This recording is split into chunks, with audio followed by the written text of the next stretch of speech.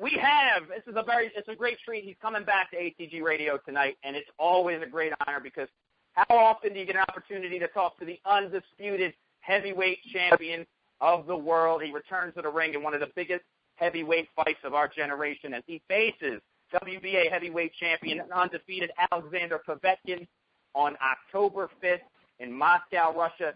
It's with great pleasure to welcome one of the greatest men that have ever walked the earth, Wladimir Dr. Steelhammer Klitschko. Champ, what's up tonight? Hey, how you doing, guys? That's a great introduction. Thank you. Hey, listen, if Michael Buffer falls out, if you can't get Michael Buffer for the 5th of October, I'm more than willing to come out there and do the introduction. You did it pretty good. Though. You can get a job. There it is. K2 promotion. As a ring announcer. As a ring announcer, of course. I will not skip Michael because Michael has been doing it for so many years, and he's a living legend. And it's always great to have him in the ringside or at the ringside or in the ring while he's introducing both of the fighters at my fights and at the Klitschko events in general. But you did a pretty good job, so I think you can really try as well, not just on the radio, but also as a ring announcer. I think you're going to do well. Oh, man, look at that. What better way to get the rub from the champ. Champ, listen, Wladimir, we got you penciled in. I'm really excited about this fight. This fight is going to be huge. Two of the best heavyweights. You're obviously the best heavyweight in the world, but you're fighting a guy that you've been meaning to fight for years now, Alexander Povetkin. How's preparation going for this fight? You're, about 2 months away from it. How's everything going in preparation for this? First of all, we do have signed contracts, but we didn't get the press conference yet. And we're supposedly to have it in the next 2 weeks in Moscow. And this press conference is going to be the first press conference. We've been trying to make the fight twice, and twice I haven't met Alexander Povetkin. Hopefully this time it's going to work. I'm looking forward to it. I think that there's a lot of fighters in the heavy division, but Alexander Povetkin is the most exciting, in my opinion, just because he's Olympic champion. He hasn't lost a fight, and he's a champion at WBA. It's called regular champion, and I'm super champion, so I have to defend my title against him. So that's what I'm looking forward to. I think it's going to be exciting also for the fans since I'm going to fight a guy that is undefeated. I had it previously a couple of times. And he's, as I said, Olympic champion. So 2 Olympic champions in different times. From 96, when I was in Atlanta, I won gold medal. And now with Alexander, he won gold medal in 2004 at the Olympics. So I think it's going to be great to see who is the best. I'm looking forward to it. Champ, I want to ask you this. I know, when you're not fighting, you obviously have K2 Promotions, which has some of the finest fighters in the world, including yourself. I know you try to enjoy, relax, enjoy the good life. But I got to ask you this, in your opinion, you being the guy at the top of the division, here in the United States, we have some emerging heavyweights, guys by the name of Deontay Wilder, Bryant Jennings. We have Andy Ruiz, who just recently knocked out Joe Hank in China. Those names that I mentioned there, I wanted to know, do some of these fighters impress you? And which one of the 3 that I mentioned, or any of these American heavyweights, do you expect to be a contender for your championship in the future? The names that you mentioned, Bryant Jennings and Deontay Wilder, they're absolutely probably top heavyweight fighters out from the States. And I think that both of them, they can show definitely something in the heavy division. And I can't even talk a little bit more about Deontay Wilder. I've been working with him for my fight against Mariusz Wach in November last year. And he really impressed me with his size and his speed and the ability of work in the ring as competitive as no other sparring partners that I had previously. And I also like the attitude of the guy, because a lot of fighters, that I'm inviting to my training camps for sparring sessions, they're saying I'm not a sparring partner. So they're definitely missing the opportunity to train with the champion and be in the ring with the champion. It's just all about getting experience. And I'm thankful to Deontay that he took this chance. He came over with his coaches, and we worked for 3 weeks together. And I was really getting a lot of challenge from him. So I'm definitely see that Deontay Wilder is going to show a lot in the future if he wants, and if he's going to stay focused on the game. Just take a look at his record. He knocked out all of the 27 or 28 guys out and won all of the fights by knockout or technical knockout.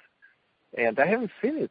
I haven't seen it in a division that someone did as good as him. I don't want to talk about the quality of the fighters that he fought, but he's getting better. He's getting better guys that he's fighting, and I think he's building up his credibility as a heavy hitter. And Bryant Jennings, someone that moves fast, has tremendous speed, going to show his quality in the next coming up fights, and they're moving up in the ratings. So I think eventually I'm going to meet one of those two guys in the ring. I've met actually Seth Mitchell after the fight against Jonathan Banks when he won, actually. Not the fight that he lost against Jonathan, but the one that he won. And I think that he survived. He was twice in the trouble in that fight, but he showed the quality that he can move forward and at the end of the fight, actually, win the fight. It wasn't an exciting fight, but he made it. So I think he has to learn a lot as well. He still learns a lot. And I understand it's pretty much difficult to get from one sport to the other, switch from American football to boxing, which is completely two different sports. But he's getting there. So we'll see how that develops. Anyway, I'm looking forward to that challenge, and I'm looking forward to fight back in the States. I've been missing this feeling to be back in the States and fight in the States. And hopefully sometime soon, after maybe this fight in Moscow on October the 5th, I'm going to be back in the States and fighting somewhere at the Garden or Vegas or Staples Center in Los Angeles. We'd love to have you back there. Champ, this is Tim Kudges. I got to ask, there was recently a mandatory bout signed for your IBS heavyweight title. Now, it's going to be between Pulev and Tony Thompson, who you're extremely familiar with. You fought 2 times. What if Thompson is to win and earn another mandatory shot at your title? Will it be a defense you'll make, or will you look to relinquish the title as opposed to fighting him for a 3rd time? I know Tony Thompson pretty well, and there is no surprise for me that he won the fight twice against young challenger and the young man and as their price. And Tony Thompson has been completely underestimated in the past years. And Tony Thompson was giving me twice really tough and challenging fights. And I think, and I'm sure, he can beat anyone in top 10. And I'm looking forward with certain excitement for Tony Thompson to get in this fight with Pulev.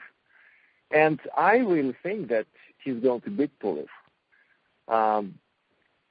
I think that if we talk about 3rd fight, I can't even talk right now. And beyond my fight on October the 5th, I'm usually staying kind of focused on what is coming up and don't want to exaggerate my mind what is going to happen. First of all, they have to get the fight. Will the 3rd fight against Thompson happen? I don't know. We'll see how things are going. And it depends on the results, how impressive Tony Thompson is going to be. And, of course, most important, to me is I'm going from fight to fight. I don't like to plan too far. And my next challenger is going to be Alexander Povetkin. So then we'll see, and we'll talk what the future going to bring. All right, well, let me ask you about one more fight that wouldn't be associated with you then, but it's a major fight in the heavyweight division. A guy you're familiar with that you defeated before, David Haye, versus the young up-and-coming UK fighter, Tyson Fury.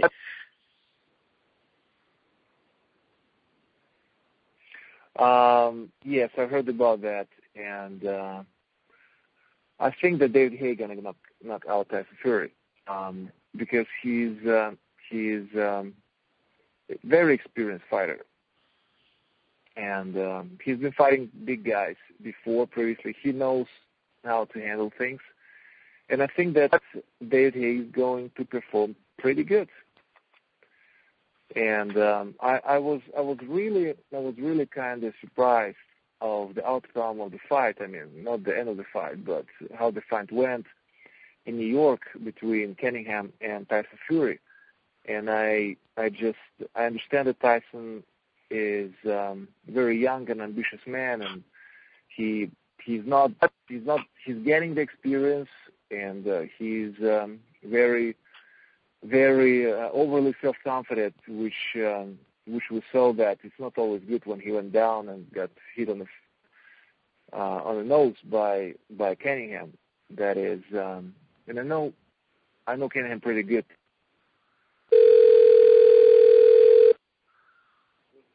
Oh crap! Damn. Hey, you got disconnected. I lost them. Crap.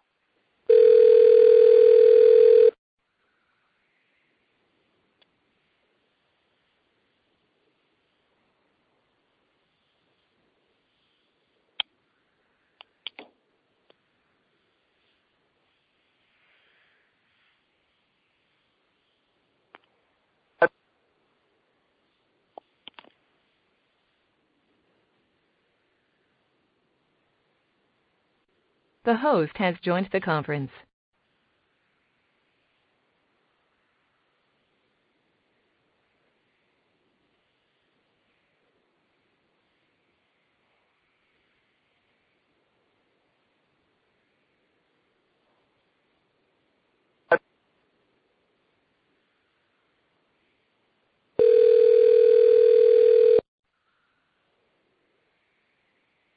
Hello? Wladimir, I don't know what happened, buddy. We got cut off. Let me get that recording.